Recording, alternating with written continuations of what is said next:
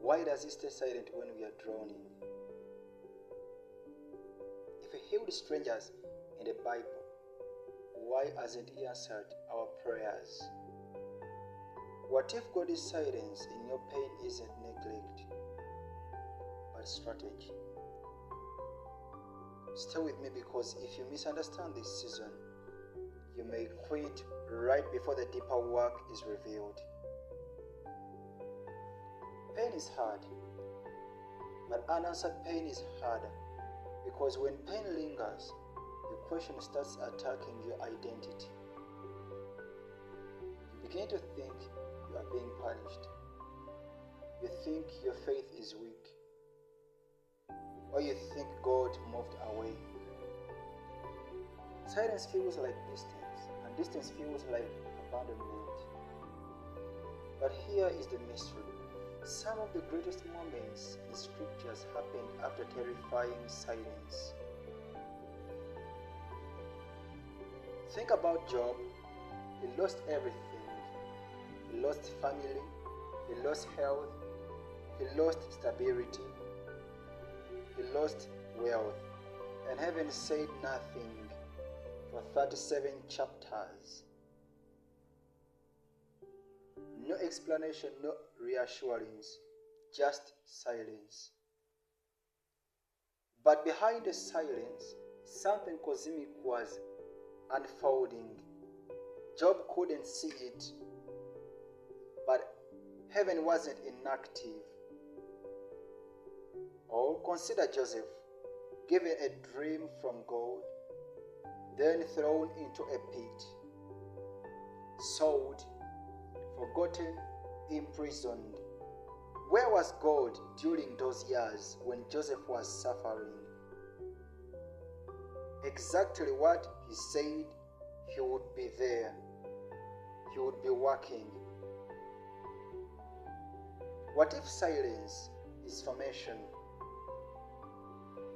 We assume God's primary goal is our comfort, but scripture suggests his primary goal is transformation, and transformation rarely happens in applause. Silence removes distractions. In noise, we seek relief. In silence, we confront ourselves. And sometimes what God is doing in your pain is deeper than removing it. There are three things God may be doing in this silence you are experiencing. Number one, he may be strengthening what suffering exposed. Pain reveals fractures in our faith we didn't know were there. Not to shame us, but to rebuild us. He may be redefining your identity. When prayers aren't answered quickly, we are forced to ask, do I love God for who He is or what He gives?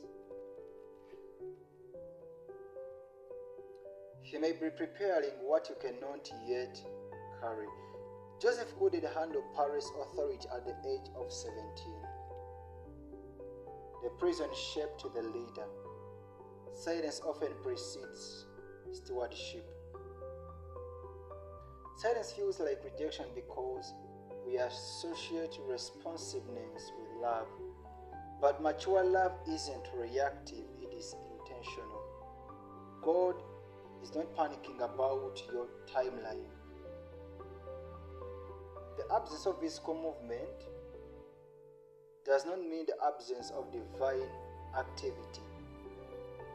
What you should do in this season is not to numb the pain and not to rush it, but to stay present before God. Because God can handle your frustration. Therefore, you need to stay honest.